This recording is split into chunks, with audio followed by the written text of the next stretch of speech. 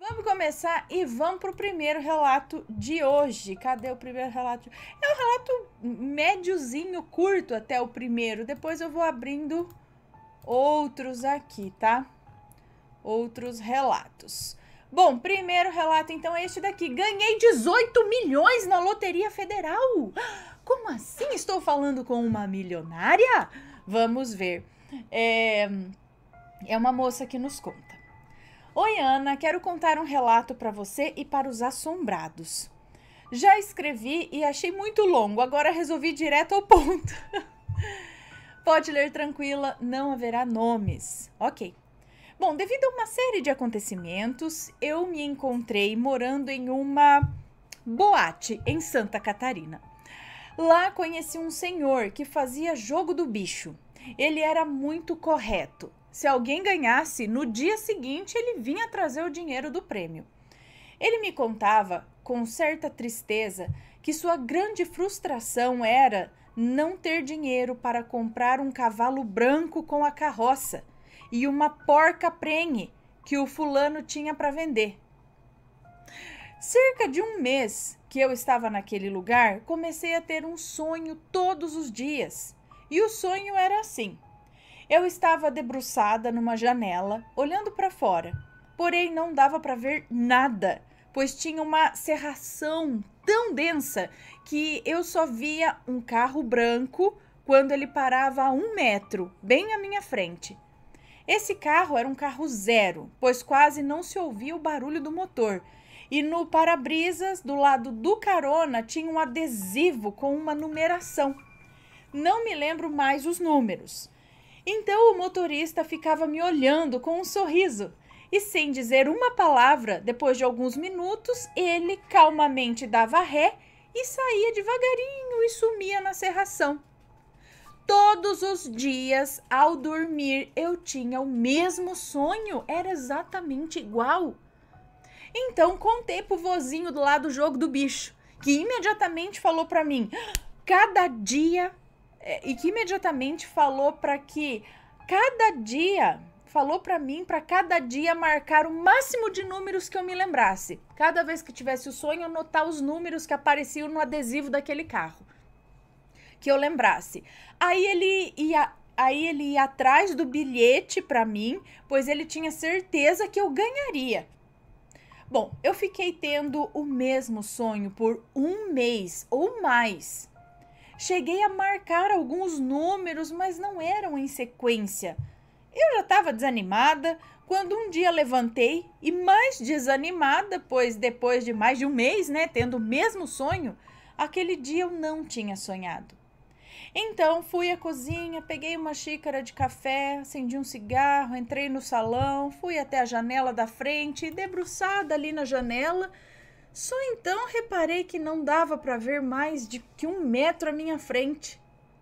De repente ouço o ronco tão familiar para mim, no último mês, o ronco de um carro. E então aquele mesmo carro, com os números no para-brisas. E o mesmo homem com aquele sorriso me olhando estava ali na minha frente. Eu fiz sinal para ele esperar. Peguei papel e caneta, perguntei se eu podia pegar os números. Ele afirmou com a cabeça que sim. Então fui para frente do carro do cara e assim que eu terminei de anotar, ele sempre com aquele sorriso, deu ré bem devagarinho e sumiu na cerração. Nunca mais sonhei com o carro. Mas peraí, esse último foi realidade, não foi sonho então, essa última vez. Gente, bom, no outro dia, o vozinho procurou nas cidades vizinhas, mas não achou o bilhete com aqueles números. Então, paguei um táxi para ele ir e voltar de táxi a Porto Alegre comprar o bilhete. Lá ele achou um bilhete com exatamente os mesmos números. Então eu dei a minha palavra pro vozinho, que se eu ganhasse, eu daria a ele o cavalo com a carroça e a porca, que ele tanto sonhava. Ele tinha tanta certeza que eu iria ganhar, que ele foi buscar o cavalo com a carroça e a porca. Já pegou antes de falar, eu vou pegar que depois eu pago, é isso? Coloquei o bilhete embaixo da toalhinha, que ficava embaixo da televisão. O dia que eu ganhei, o vozinho logo cedo veio eufórico me contar. Mas quando ergui a toalha e a TV, o bilhete tinha sumido. Eu tinha certeza de quem havia roubado, mas preferi esperar que ela colocasse de volta onde estava. Para isso, eu deixava a porta sempre aberta e me ausentava. Como assim? O vozinho e eu inventamos uma mentira que só o vozinho podia ir em Porto Alegre receber, e se outra pessoa fosse tentar resgatar, seria preso na hora. Só que ela, de burra, não resgatou o prêmio. Ela quem, gente?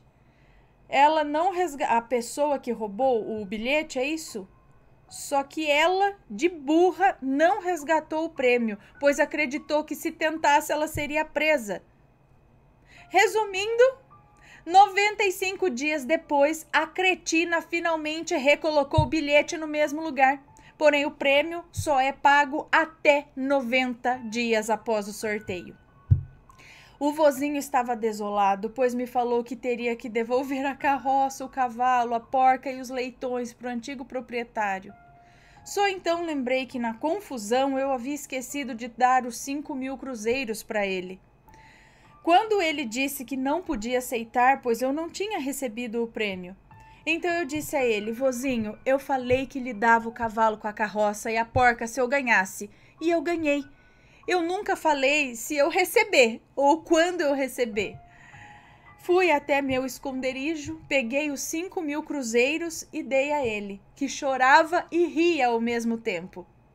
Sabe, Ana, eu nunca acreditei que eu perdi os 18 milhões. Afinal, a gente não perde o que nunca teve, né?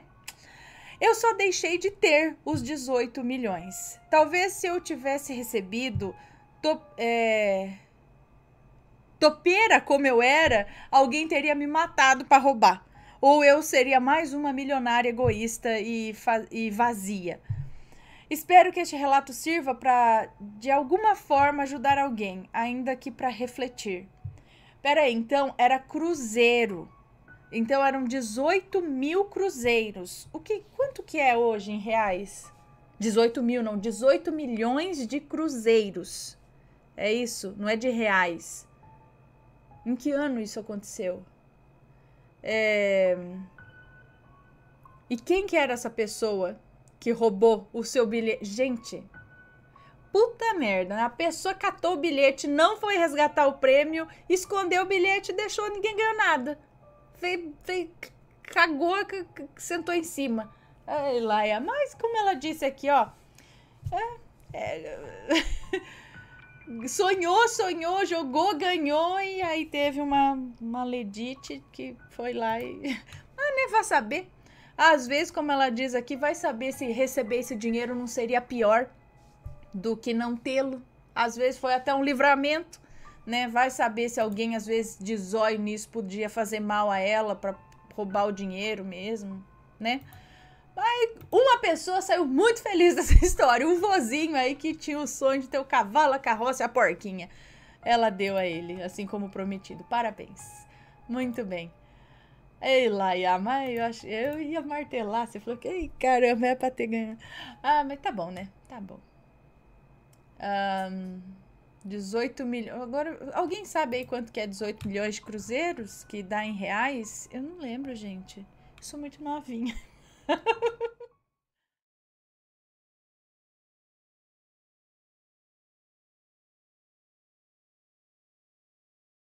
Vamos lá então, pessoal, para mais um relato. Oi, esse daqui que muito me interessa saber este relato. O dinheiro que brotou do chão. Vamos ver. Pera aí que eu vi que tá até um... Tá.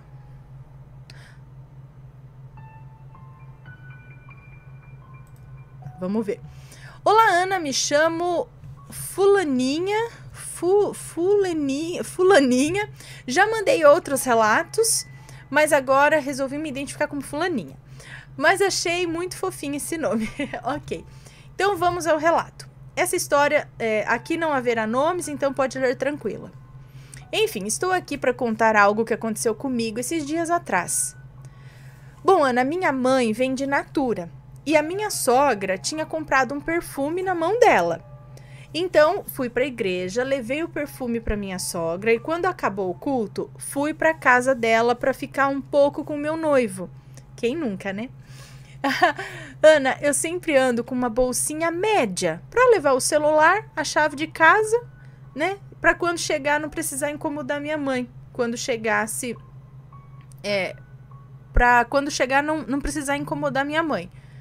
E levar outras coisinhas também, como uma manteiga de cacau, essas coisinhas, uma bolsa pequena, só para levar o necessário. Essa bolsinha em específico tem um bolsinho externo, que eu costumo usar para colocar o batom de cacau. Ana, eu só uso esse bolsinho para colocar o batom. Mas nesse dia, quando a minha sogra me deu o dinheiro, eu coloquei nesse bolsinho de fora. Pois eu estava bem confortável com o meu noivo, deitada, então pensei, vou colocar do lado de fora, depois eu coloco dentro da bolsa. Mas, Ana, eu sabia que o dinheiro estava do lado de fora quando eu montei na moto para ir embora. Pois coloquei a mão no bolsinho da bolsa para poder pegar a chave da moto, pois sempre coloco a chave lá para ficar mais fácil de pegar. Então tá, peguei a chave, vi o dinheiro, coloquei ele lá no fundo do bolsinho, me despedi do meu noivo e fui embora. No caminho, eu joguei fora um negócio que não convém citar. Joguei fora um negócio que eu tinha que jogar. Enfim, joguei isso daí fora. Joguei isso daí fora e quase ia jogando o dinheiro junto. Mas, por sorte, eu vi antes de jogar. E continuei o caminho. Chegando em casa, parei a moto e fui pegar a chave para abrir o portão. Continuei o caminho, chegando em casa, parei a moto e fui pegar a chave para abrir o portão, pois o portão é elétrico. Então, por algum motivo, eu coloquei a mão no bolsinho que estava o dinheiro e não achei. Ai, eu fiquei doida, pois eu tinha perdido uma nota de R$100. Logo pensei, como que eu vou dar esse dinheiro para minha mãe? Eu tenho que achar esse dinheiro. Então, minha mãe chegou no portão, eu já fui contando para ela que eu tinha perdido R$100 que a minha sogra tinha dado, tinha dado de entrada no perfume, que era para eu dar, né, que era para eu dar para minha mãe, é isso? Já entrei, deixei a bolsa e a Bíblia em cima da cama e voltei por cima do rastro para ver se achava o bendito do dinheiro. Ana, eu andei procurando pelo chão, andando bem devagar, com a moto ali, prestando muita atenção e chamando a Deus para ver se eu achava o dinheiro. Fiz o mesmo caminho voltando, fui até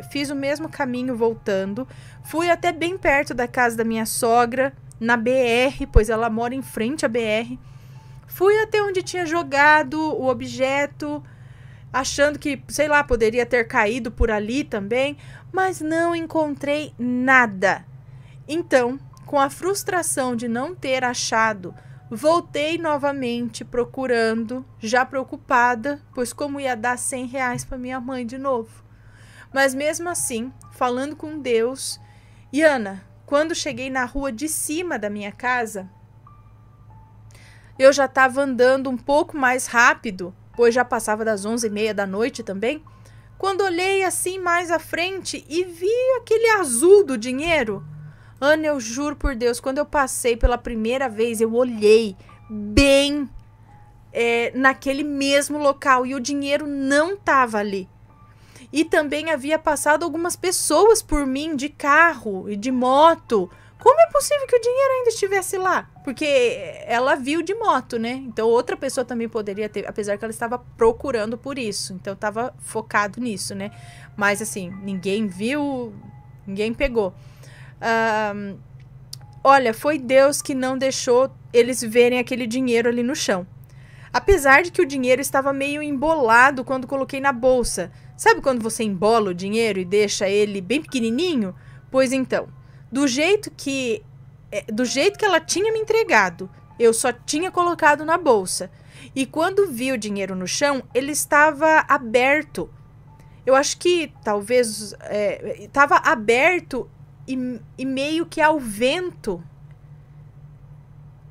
Ou ele estava aberto e talvez o vento, quando ele caiu, o abriu, não sei. Sei o que vocês devem estar pensando. Ah, mas pode ser outra nota que estava lá, não a sua que você perdeu, né? Uma outra nota que alguém perdeu em seguida, ou caiu da moto quando ela passou. Ana, não era outra nota, era mesmo que fosse, quais as chances, né? Não era outra nota, era a mesma. Eu sei que era a mesma, pois ainda estava meio amassada pelo jeito que a minha sogra havia embolado e me dado.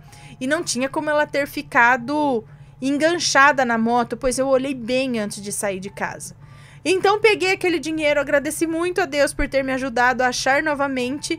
E aí cheguei em casa, contei para minha mãe e a minha mãe disse: "Ah, mas que sorte, hein? Ana do céu." Eu fiquei um bom tempo em choque com o que tinha acontecido, porque eu havia passado lá, eu tinha olhado bem, mas bem mesmo, e não tinha nada no chão naquele lugar. Então, o que vocês acham? Será que a nota foi para outra dimensão e voltou quando eu chamei a Deus? Como disse no título do relato, parece que o dinheiro brotou do chão. Então, Ana, esse foi o meu relato. Estarei enviando a foto da bolsinha, ela mandou aqui. Em breve enviarei mais um relato sobre a minha casa nova. Já tive muitas experiências sobrenaturais nela. Um beijo em você e sua família, que Deus abençoe. Ok, peraí.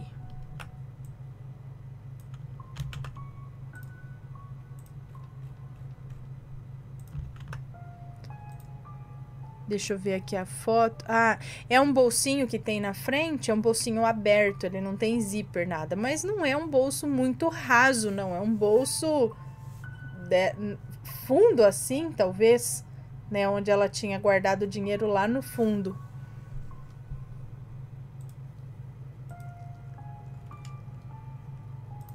E aí, temos também vários relatos desses dinheiros que somem. Lembra o moço que contou que a mãe dele guardava um dinheiro lá no guarda-roupa, mas era uma quantia alta? E esse dinheiro sumiu. Tanto que eles ficaram pensando em alguém lá, mas também pensando que não era justo.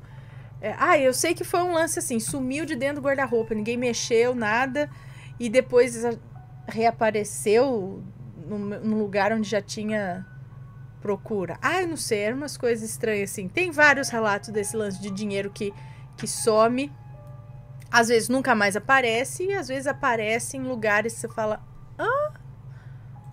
né? Bem interessante. E aí? Tá gostando dos relatos? Então o que você acha de deixar um like aí no vídeo, hein? Gosta dos relatos? Deixa o seu like, mesmo que seja nos cortes.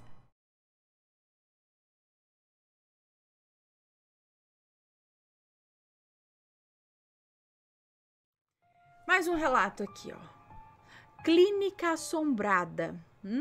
Alguém aí já trabalhou numa clínica assombrada, em alguma empresa assombrada, numa escola assombrada? Lembra escola de inglês, gente? Tinha vários relatos aqui de escola de inglês assombrada. Falei, gente, o que é esses espíritos que quer estudar inglês? Quer estudar inglês? Eles ficam lá nas escolas de inglês. Mas vamos lá. É uma moça que nos conta. Oi, Ana, tudo bem? Como é costume seu, pode me chamar de fulana. Moro no interior de São Paulo e sou fã de vocês, dos relatos e do canal. Esse é o segundo relato que envio. O primeiro aconteceu comigo, mas este que trago agora aqui foi a minha mãe quem me contou. Desculpe se ficar longo, às vezes acho que eu escrevo demais, mesmo não se tratando de um acontecimento demorado, mas eu definitivamente sou péssima em resumos. Eu também. Enfim, vamos ao relato. Não, tá um tamanho bem ok, médio para curto. Minha mãe é enfermeira aposentada e desde o início de sua carreira, logo após o curso técnico, foi chamada para trabalhar com um médico aqui da cidade. E nesse emprego ela ficou até se aposentar. O local de trabalho dela não era um hospital, e sim uma clínica. Durante quase todo o tempo em que ela trabalhou, essa clínica funcionava em um prédio no centro da cidade, o qual já havia sido um dia uma casa grande, hoje antiga, composta por um andar térreo e o primeiro andar. Acessível apenas por uma bonita escadaria de madeira forrada com carpete. E boa parte dessa estrutura, ou seja, do esqueleto da casa, fora mantido. Apesar das necessárias adaptações, para transformar o local em uma clínica.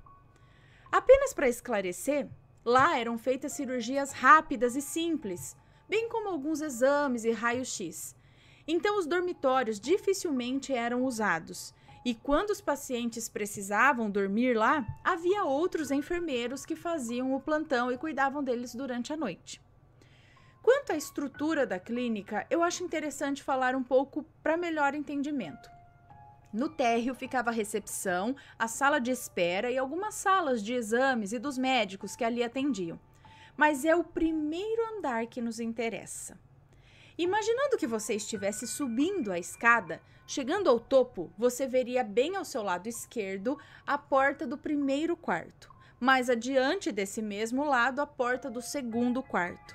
Na parte à sua frente, ficavam as portas das salas de raio-x e a de esterilização de materiais, da qual passava-se para o centro cirúrgico internamente. Por fim, à sua direita, na direção oposta à porta do primeiro quarto, um corredor levava ao banheiro social. E passando por uma daquelas portas, estilo bang-bang, ficava a pequena sala de revelação dos raios-x e, em seguida, a cozinha. Minha mãe almoçava na clínica e, após comer, ficava descansando no primeiro quarto, sentada numa poltrona e assistindo TV. Às vezes acompanhada pela outra enfermeira que trabalhava com ela. Um dia, estavam as duas nesse quarto, quando minha mãe ouviu alguém subindo as escadas, que fazia aquele rangido característico das escadas de madeira. E de onde ela estava, pôde ver rapidamente um senhor alto, de cabelos brancos e vestido com roupas normais, passando reto pela porta do quarto e indo em direção ao fundo, onde ficavam as outras salas. Ela, já acostumada com o fato de que muitos pacientes subiam lá para usar o banheiro, mas frequentemente confundiam os lados e iam naquela mesma direção que o senhor foi, ainda comentou bem-humorada com a sua colega. "Ih, outro que foi para o lado errado, eu vou buscá-lo." E saiu em busca do senhor. Pouco tempo depois, minha mãe retorna ao quarto sozinha, dizendo para a amiga que não havia ninguém lá nos fundos. Ela procurou por todas as salas onde ele poderia ter entrado, mas simplesmente não tinha ninguém em lugar algum. Porém, ela não ficou assustada, pois conta que era comum para ela ouvir sons nas escadas e ver vultos pelos cantos dos olhos. Mesmo que dessa vez ela tenha visto nitidamente um homem e não um vulto. Com relação a isso, minha mãe até que é bem tranquila, até porque não tem o que fazer mesmo, né? já tá ali mesmo a assombração, a gente trabalha aqui, então vamos trabalhar junto com a assombração mesmo. Bem, como você já deve estar imaginando, quando se vê uma pessoa que não existe de fato em um local antigo, pode apostar que tem alguma história mais obscura por trás disso. E sim, aqui também tem. Não sei o que eu vou contar realmente. Eu não sei se o que eu vou contar realmente aconteceu, pois em minhas pesquisas, infelizmente, não encontrei nada oficial a respeito da história desse casarão. Mas reza a lenda que o antigo dono da casa, um senhor, se enforcou na escada. Bem, essa foi a história da minha mãe. Infelizmente, a casa já não existe mais. Foi demolida, como tantos outros prédios antigos da cidade. O terreno encontra-se à venda e agora só nos resta as lembranças daquele lugar que fora tão frequentado pela minha família.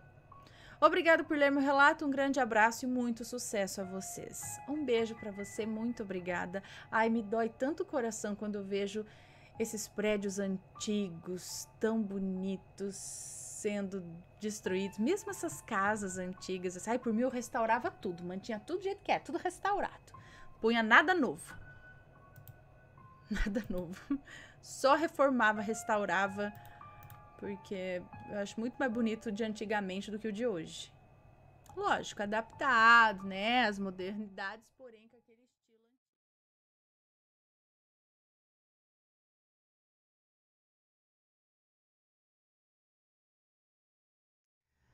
A tia morta e viva do meu cunhado. A tia morta viva, é isso? Morta e viva do meu cunhado. Vamos ver. Olá, Ana. Olá, assombrados. Sou a fulana e moro no Maranhão. É isso? Conheci o canal através do meu sobrinho. Hoje o relato que irei contar aconteceu com a tia do pai dele. Este será o primeiro de muitos relatos que irei mandar, pois o que tenho dá para uma coletânea completa. Nomes alterados e vamos lá. Dona Fuliana tinha aproximadamente 55 anos, pois sua irmã Fulane estava arrumando as papeladas para sua aposentadoria. Dias antes de sua entrevista, Dona Fuliana passou mal. O coração parou e ela foi dada como morta. Na hora da cura do corpo... O que é cura do corpo? Na hora da... Quando que isso aconteceu? Bom, na hora da cura do corpo, entre aspas, antigamente se faziam isso com pingos de vela para dar resistência, pois aqui o corpo é velado em casa e segue a tradição de mortes naturais ser velado por 24 horas. Então, na hora da cura do corpo, Fulane se desesperou e começou a falar. Ela se desesperou e começou a falar que a sua irmã estava viva, porque na hora que os pingos da vela caíam, o corpo da dona Fuliana se tremia. Maliedito, filho da dona Fuliana, falava assim. Falava que a tia dele estava louca, que tinham que enterrar logo, que ele queria a mãe dele era viva e que agora, depois de morta, já não tinha mais serventia. Gente, senhor Beltrano, pai das irmãs, disse que não e que iria seguir a tradição e só iria sepultar no dia seguinte, depois de 24 horas. E sentou-se ao lado do caixão. Horas depois, algumas pessoas disseram para o senhor Beltrano tomar um banho para tentar se tranquilizar, e ele foi. No instante em que o Maliedito viu que a avó saiu, ou que o avô saiu, ele aproveitou e disse que iam levar o corpo para o cemitério. E assim foi. Como assim? Senhor Beltrano ficou muito triste por não ter nem sequer se despedido. Cara, peraí, o próprio filho catou escondido e levou o corpo para enterrar? Enterrou, assim? Sem deixar o pai ver. É, avô? Peraí, quem que era? Ah, tá, o avô, né? O senhor Beltrano. Não deixou nem o avô se... Tipo... Maleditão mesmo. No cemitério, eles não abriram o caixão para dar o último adeus, como de costume. 2 jovens amigos da família, quando foram colocar o caixão na sepultura, o caixão não entrou. Eles retiraram o caixão e viram se tinha algo que impedia a passagem do caixão, mas não havia nada. Então tentaram novamente e de novo alguma coisa prendeu. Maliedito, com raiva, perguntou se eles não sabiam colocar um caixão numa sepultura. Deu um empurrão e o caixão entrou de uma vez só. Na noite seguinte, Fulane teve um sonho com a irmã, onde ela falava assim, onde ela falava que não havia morrido, que ela tinha impedido a passagem do caixão 2 vezes, mas na terceira ela não conseguiu fazer nada porque foi o seu filho que o empurrou. E se eles tivessem aberto o caixão no cemitério, eles iam ver que ela não estava na mesma posição que tinham colocado. Outras pessoas depois tiveram o mesmo sonho com ela falando a mesma coisa. Olha, eu não sei narrar tão bem quanto o senhor Fulanesto, mas eu acredito que não ficou tão confuso. Tentei fazer tudo direitinho. Obrigada, Ana. Um beijo para todos. Um beijo para você. Muito obrigada. Gente, mas peraí. que esse filho é muito doido. Ela passou mal, o coração parou.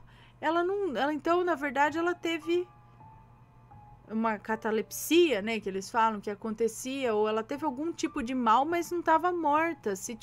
E quando isso aconteceu, não tinha como levar no médico para ver o que tinha acontecido. Ali mesmo dava como morto, ali mesmo velava e eles mesmo enterravam. Não tinha nenhum serviço de funerária, de coveiro, nada assim. Gente, que maldade, que pressa de enterrar a mãe, por quê? Hein? Coitada, ela enterra... Mas então ela morreu depois de verdade sufocada, morreu lá dentro. Porque ela estava viva. Hein? Credo. Será que esse moço foi um pouco assombrado depois disso?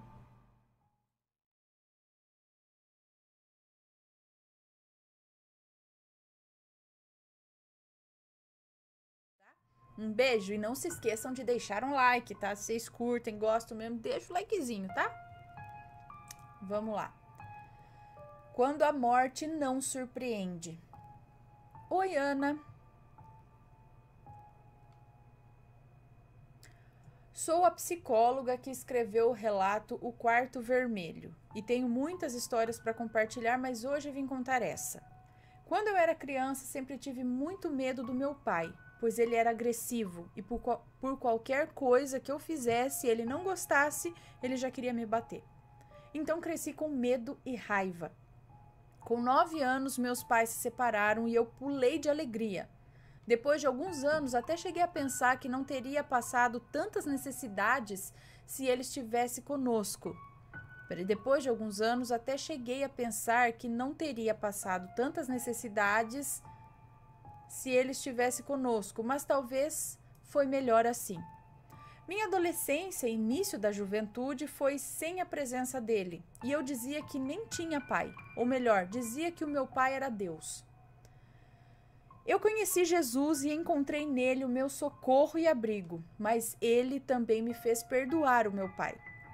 Há uns 5 anos, eu namorava um rapaz que queria muito conhecê-lo, mas havia anos que eu não ia à casa dele, mesmo morando num bairro ao lado.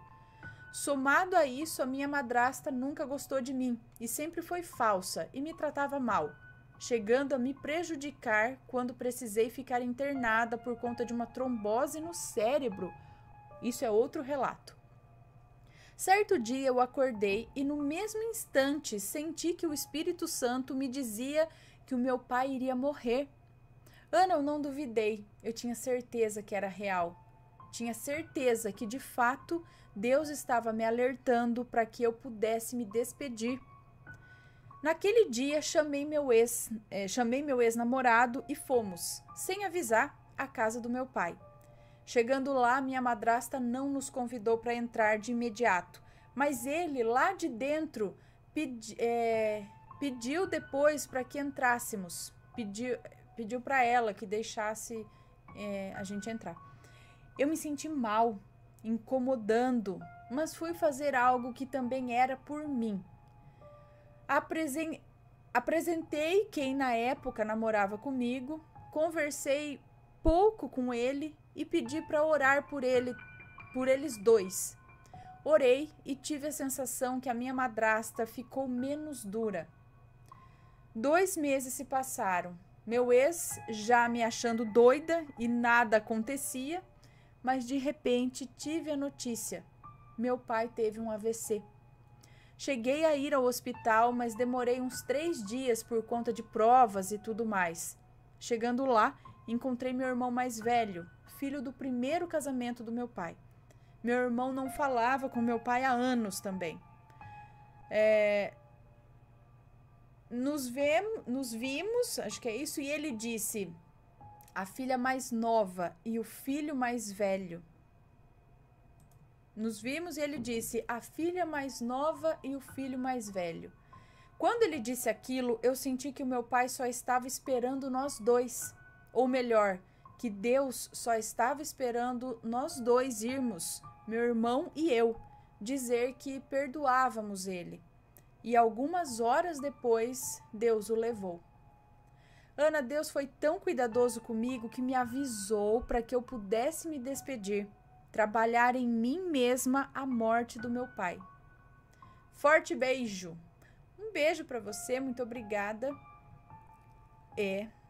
O perdão não é fácil, mas parece que é muito importante.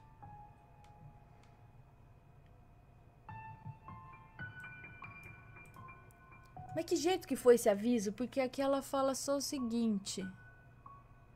Quer ver?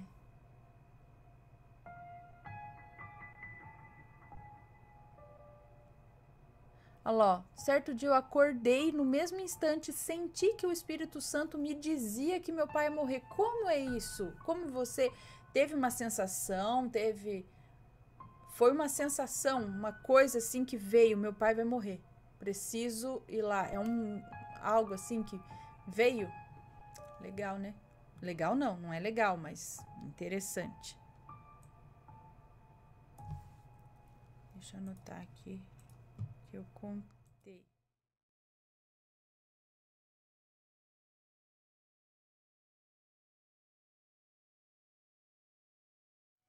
O homem de capuz e o garotinho de cabeça de saco.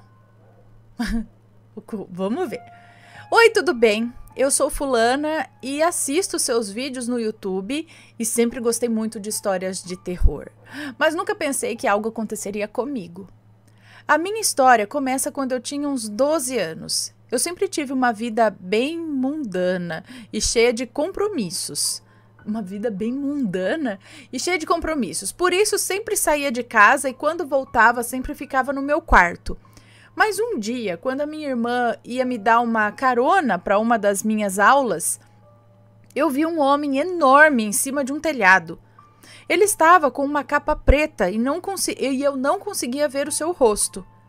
Pensei que apenas tinha visto uma sombra e ignorei completamente aquilo. Mas depois de um tempo ele apareceu de novo, sempre longe da minha casa, olhando para mim. Eu sempre o via pela janela do meu quarto. Pensei que eu estava imaginando aquilo porque depois de um tempo ele não apareceu mais. Quando eu fiz 15 anos, após uns dias do meu aniversário, eu estava indo para o quarto da minha mãe pegar algo que ela havia me pedido. Foi quando ao lado do armário eu o vi de novo.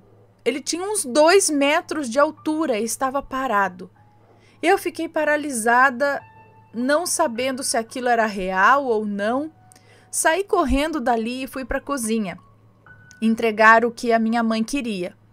Depois de um tempo, eu decidi contar para minha mãe e para minha irmã o que eu estava vendo. E a minha mãe estranhou, já que no quarto dela, de acordo com ela, não tinha nenhum pensamento ruim. Ela sempre rezava, ela tinha uma Bíblia no quarto. Minha irmã ficou assustada e disse que uma amiga dela também conseguia ver coisas. Na verdade, via pessoas mortas. E que conseguia falar com elas e até fazia parte de um grupo espírita na minha cidade. Então, foi mandada uma mensagem para essa moça dizendo sobre a tal da aparição. E ela me enviou uma oração especial para esse caso. Eu rezei por uns 4 dias, todas as noites, e foi em uma delas que eu acordei e ainda estava tarde.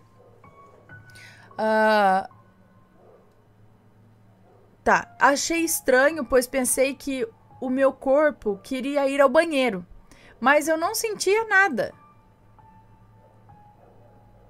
Eu pensei que o meu corpo queria ir ao banheiro, mas eu não sentia nada. Tipo, não tava com vontade de fazer xixi, nada, mas queria ir no banheiro. Olhei em volta do quarto e em um dos cantos, perto do meu banheiro, eu vi um garotinho.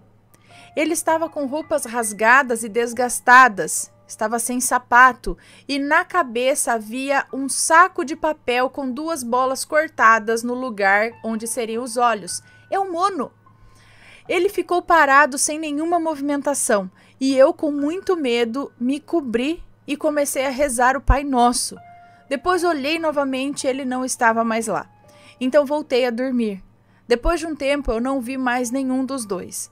Pensei que tinha parado de ver coisas sobrenaturais, mas quando estava na minha casa sozinha, um ano depois, eu andava para a cozinha, eu andava para a cozinha pelo corredor e na minha frente, lá na sala que chamamos de churrasqueira, tem uma janela que reflete as coisas de dentro de casa. Eu estava me olhando na janela enquanto caminhava até a cozinha. Foi quando atrás de mim eu vi algo. Parecia uma mulher bem magra, machucada, com cabelos escuros e enormes que ficava na frente, de seu rosto, que ia até o chão. Ela estava agachada e quando eu percebi, ela veio correndo na minha direção. Corri como nunca na minha vida até a cozinha e queria ir direto até a gaveta para pegar algo para me defender, mas quando me virei, ela já não estava mais lá. Fiquei apavorada e depois disso dormi perto de uma Bíblia, rezando ainda mais por causa disso. Hoje em dia eu nunca mais vi nada, mas isso não significa que eles foram embora, eu acho. Gente, é o Mono. Como assim? Um menino com roupa rasgada, sem sapato e num saco de papel com 2 bolas cortadas no gol. É o Mono. Estranho, né? Estranha essa aparição. O homem alto, é o T-Man.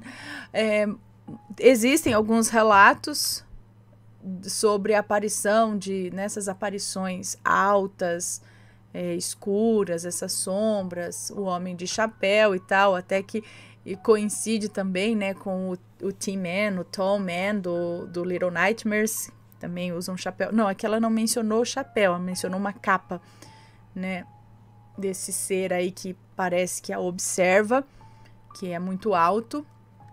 Também e essa mulher aí do cabelo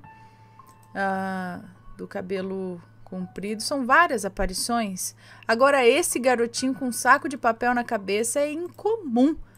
Não é algo assim que, sei lá, como eu quero dizer aí do homem alto, entendeu? Ou da mulher até, dos cabelão, que também sempre tem uma aparição aí da mulher com os cabelos jogados na frente. Tem também uma personagem no Little Nightmares, né, que é a japonesa, como que é? A geisha, né? A geisha. Olha lá, o homem de capuz e o garotinho de cabeça de saco. São várias aparições. Agora, o porquê, não sabemos. Fica a questão. E aí, tá gostando dos relatos? Então o que você acha de deixar um like aí no vídeo, hein? Gosta dos relatos? Deixa o seu like, mesmo que seja nos cortes.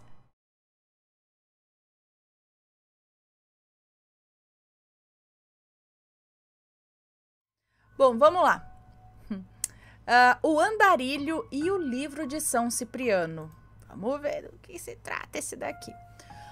Olá, Ana, eu sou fulano, mas pode me chamar de fulano.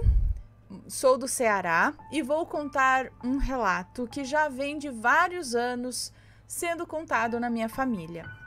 A história do andarilho chamado... Peraí, os nomes estão trocados? Tá, deve ser. Eu acho que ele colocou entre aspas aqui, sei lá. Bom, então a história do andarilho chamado Poeirinha. Bom, para começo de conversa, hoje eu sei que o Poeirinha é um andarilho, mas quando eu era criança eu achava que esse nome Poeirinha era alguma figura do folclore ou algo do tipo. Mas depois eu vi que só na minha família é que se conhecia o Poeirinha. Acontece que a minha avó acreditava em muitas dessas coisas e contava causos de encontro com Saci Pererê, com diabinhos, com espíritos e muitas outras histórias. Então eu achava que o Poeirinha era só mais uma coisa folclórica como os outros causos da minha avó. Bom, deixa eu explicar, ele tá falando aqui. Quando eu era criança, entre 9 anos, mais ou menos, por volta dos 9 anos, mais ou menos, a minha avó, dona... Eu não sei, ele não falou que trocou os nomes, falou?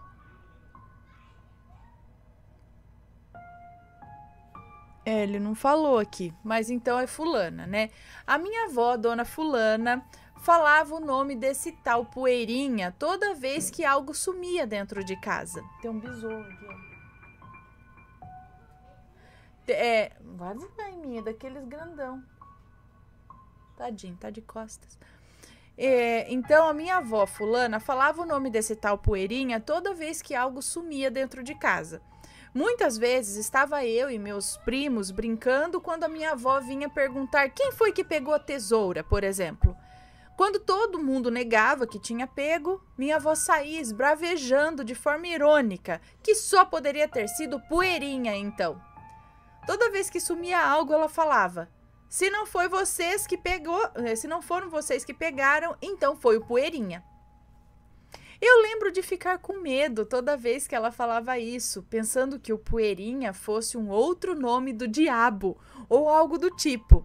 Mas com o tempo, até nós, os netos, começamos a usar essa expressão quando algo sumia, que foi o tal Poeirinha que pegou. A gente reproduzia aquele bordão familiar sem nem saber do que se tratava.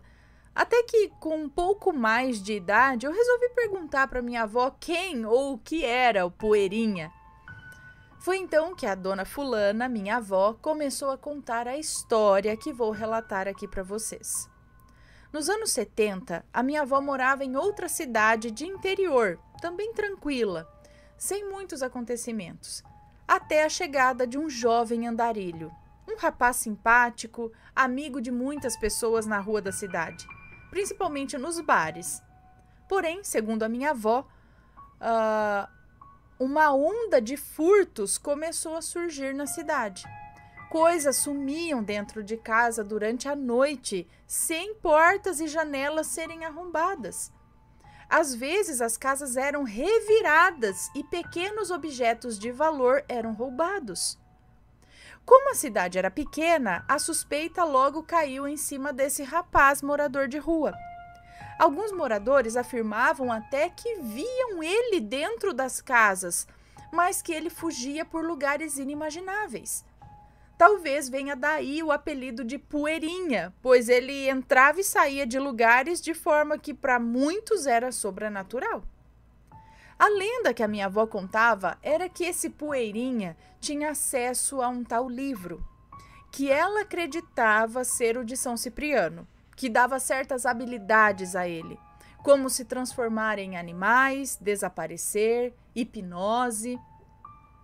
Nessa época, na cidade, era muito comum justiceiros, que ao menor sinal de forasteiros colocando em risco a segurança da cidade, eles ameaçavam ou expulsavam a pessoa do local. Além do mais, as pessoas da cidade morriam de medo de coisas sobrenaturais também, né? Então foi um pânico na cidade em busca do Poeirinha para prendê-lo ou até fazer coisa pior. Minha avó conta que ela foi uma das testemunhas oculares do misterioso andarilho, que uma vez ela estava dormindo e o meu avô só ficava em casa nos finais de semana. Então, naquele dia ela estava sozinha com os filhos. E aí ela escutou barulhos na cozinha e viu o rapaz mexendo em suas panelas que estavam sobre o fogão. Sobre o fogão a lenha, que ficava ali na cozinha. Ao perceber a minha avó, o Poeirinha correu e escalou a parede como um gato, passando por um vão entre a parede e o telhado que tinha nessas casas antigas, sabe? E fugiu por ali. Minha avó dizia que era impossível um ser humano comum fazer o que ele fez. E depois desse dia, quando algo sumia dentro de casa, ela sempre falava que só podia ter sido Poeirinha. Ela não soube me explicar que fim levou o tal do Poeirinha, qual é o seu paradeiro. Se ele continuou seguindo sem rumo de cidade em cidade ou se os justiceiros da cidade deram algum fim nele. Ana, obrigado por contar o meu relato. Abraço para todos do canal Assombrado. Um beijo para você, muito obrigada. Então será que ele fazia uso de alguma coisa aí do livro, algum feitiço para ele conseguir entrar e sair das casas por lugares, tipo, pelo buraco da fechadura? Não tem relato assim? Da pessoa conseguir entrar e sair pelo buraco da fechadura? Alguma magia? Ei, gente, que coisa, hein? Tá louco, você já tranca tudo a casa e o bicho ainda passa pelos buracos. Olha.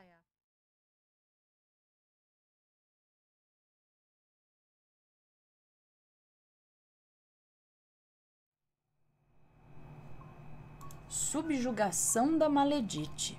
Nossa. Prezada Ana, como vai? Espero que tudo esteja bem com você. Mateus e sua família. Com todos. Tem música, tá tudo certinho. Tá. Chamo-me Fulano, mas pode me chamar de Fulano, e todos os nomes da história já estão trocados a partir de agora. Antes de tudo, gostaria de dizer que a situação a seguir ocorreu em 2012 e que, embora eu seja tranquilo em relação à espiritualidade, tal acontecimento me deixou assustado durante os momentos em que ocorreu. Vou tentar ir direto ao ponto, ao invés de ficar dando voltas e ocupando tempo de vídeo e também o seu. Ai, que chique. Por mais que hoje em dia eu não professe a filosofia espírita, estudei semanalmente os livros, evangelhos e também exerci a prática da mediunidade por meio da psicofonia, escrita e sustentação durante 5 anos em um tradicional e honesto centro espírita da minha cidade. Por mais que não professe a filosofia, hoje em dia, acredito em influências espirituais. Por mais que não professe a filosofia, hoje em dia, acredito em influências espirituais, energéticas e os níveis de obsessão pelo qual um ser humano, seja ele encarnado ou desencarnado, possa sofrer. Portanto, o caso abaixo fala sobre uma subjugação. Para os que vêm de outras crenças cristãs, leia-se possessão. Ah, é verdade. Eu fiquei pensando, o que é subjugação? Possessão, tá? Então, para os que vêm de outras crenças cristãs, leia-se possessão. Pois bem, em um ensolarado dia de 2012, estava eu e uma ex-namorada minha na residência dos meus pais, onde eu ainda morava. Até o momento, tudo estava dentro dos conformes para o que se considerava normal. Vou chamar a fulana de Maledita, por ter tido comportamentos semelhantes após o término e durante as minhas tentativas de término. Não me recordo muito bem em relação aos horários, mas acredito que por volta das 7 da noite, a Maledite começou a emanar uma energia muito negativa, proporcionalmente ao que ela permitia se absorver. Então todo o cômodo se transformou em um ambiente de baixa vibração, onde pude perceber certos espíritos obsessores que a acompanhavam. Então, a Maledite começou a praguejar contra as divindades do cristianismo, e eu disse a ela que a energia estava muito baixa e que a sua vibração estava deixando-a pior. Então, que era para, ao menos, ela evitar tais pensamentos e palavras, pois havia obsessores que estavam vendo ali uma oportunidade para tentarem controlar de forma mais pesada os seus pensamentos e as suas ações, aumentando o grau de obsessão espiritual e perturbação mental. Então, como uma forma de pirraça, ela pronunciou palavras similares a essas. Eu não me importo que tomem conta dos meus pensamentos, que assumam os meus pensamentos e que todos vão para e que se... Ó, eu faço os pis analógicos. Meus pis são mecânicos, não são eletrônicos, são mecânicos. Bom, então que todos vão a... E que se... Após alguns minutos, sua expressão mudou. A energia do cômodo ficou extremamente baixa e eu comecei a sentir certo temor. Algo raro para mim, pois eu sou bem tranquilo com isso. Então percebi que ao permitir que os espíritos que a rodeavam assumissem um controle maior de sua mente, ela pode ter permitido um estado de subjugação espiritual, ou seja, ela pode ter permitido um estado de possessão. Isso já era por volta de umas 10 horas da noite, quando ela começou a proferir ofensas contra a minha pessoa e ter ficado estupidamente agressiva, tentando me agredir por algumas vezes. Eu tive que segurar a sua mão em certos momentos para que eu não levasse um tapa na cara ou um soco. Algumas horas se passaram e as coisas começaram a piorar. Já estava sentindo uma energia extremamente negativa, odioso e rancoroso, é claro. Por ter uma mediunidade mais desenvolvida à época, eu era uma ameaça para aqueles que estavam tentando assumir um controle mental da Maledite. Até que alguns espíritos que estavam obsediando a Maledite começaram a ter passividade para manifestarem por meio de psicofonia, e então eu comecei a conversar com cada um que se manifestava e comecei a tentar ajudá-los de alguma forma. Eu senti ira, raiva, desespero e uma constante ideia suicida nas palavras proferidas. Havia encontrado alguém para descontarem seus sentimentos negativos e fariam de tudo para conseguir o que queriam. Até que, cansado de tentar desviar das agressões físicas, eu amarrei seus 2 braços em uma cama, para que eu conseguisse tentar ajudar os espíritos a seguirem seus caminhos e passar toda aquela situação. Então aconteceu algo que me assustou de fato.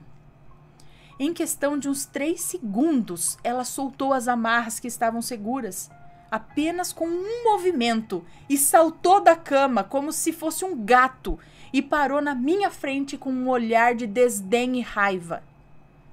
Então chamei 2 espíritos que auxiliam o centro para me ajudarem a realizar aquele atendimento.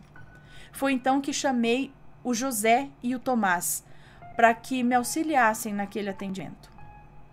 Por volta de 4 horas da manhã, conseguimos, após muita conversa, passes e acúmulo de energia positiva, que os obsessores fossem encaminhados para algum local que poderiam obter tratamento e começarem a sua caminhada. Não como obsessores, mas como espíritos que precisam seguir o seu caminho, sem atrapalhar a vida alheia. A história não ficou muito bem escrita, afinal de contas faz quase 8 anos do fato e não me recordo muito bem. Apenas que tive uma dificuldade enorme em manter a concentração no trabalho por ter dormido extremamente pouco e estar esgotado mentalmente e fisicamente. Espero que seja um conteúdo interessante para publicar e que agrade ao público.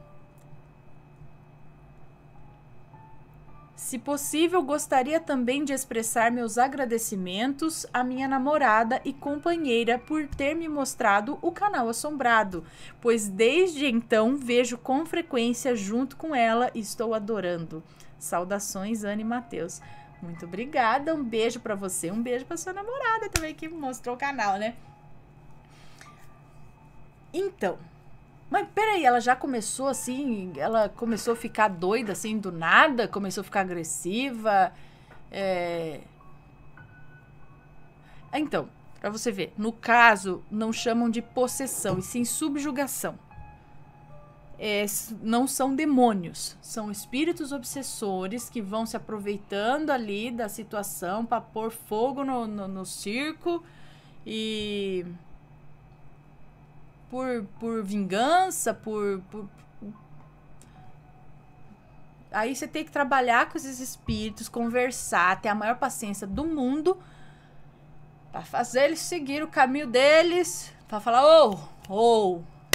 ei, como que é? Tipo, tem que conversar, presta atenção, você fala pro espírito, você não está mais neste mundo, siga a tua vida, tem que explicar, é claro, tem, né, aí vocês...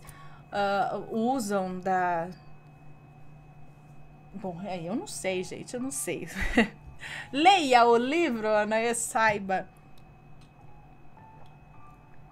Mas aí, tipo, eles compreendem e aí vão embora. A partir do momento que eles compreendem... Mas eles têm uma dificuldade de compreender antes disso... vira obsessor quem não entende. Por exemplo, se eu morrer hoje, eu já sei, do lado de lá eu não vou virar obsessor. A menos que, dependendo do caso, eu vou virar obsessor, sim. Eu vou ficar aqui mantuiando o fulano, dependendo, né, da situação. Se eu fosse algum tipo de... A pessoa não tem iluminação nenhuma, né? Aqui, ó. Meu Deus. Mas dependendo da situação, sabe tipo o filme Espíritos? Aquele filme coreano lá? É coreano? Aquele filme Espíritos que fica montado no pescoço. Ah, se tivesse mais espírito obsessor daquele jeito, obsediando os que precisam ser obsediados.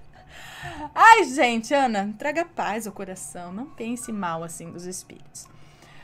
Enfim, a questão é que ali não há um exorcismo, um negócio assim.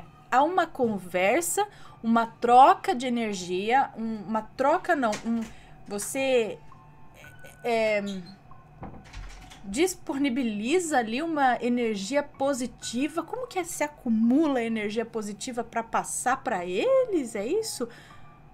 Para dar uma neutralizada ali no ambiente, na energia do ambiente, e aí eles compreendem, não sei, eles deixam a pessoa em paz e vai embora. Seguir o caminho deles também, porque ali eles também estão sendo prejudicados. É igual as Maledite, né? Tá fazendo mal, mas também tá sendo prejudicado. E aí eles vão pro lado de lá. E aí conseguiu livrar a moça. Porém, se ela continuar com esse tipo de comportamento, ela abre brechas, porque ela baixa a vibração e aí outros podem chegar nela e dar a mesma bagunça de sempre. E aí você fala, quer saber? Tchau. Eu não vou mais ficar aqui me envolvendo nisso, sexy.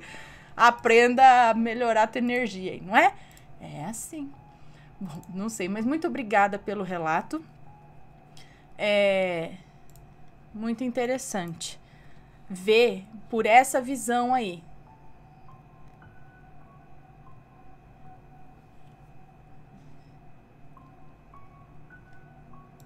Deixa eu anotar aqui.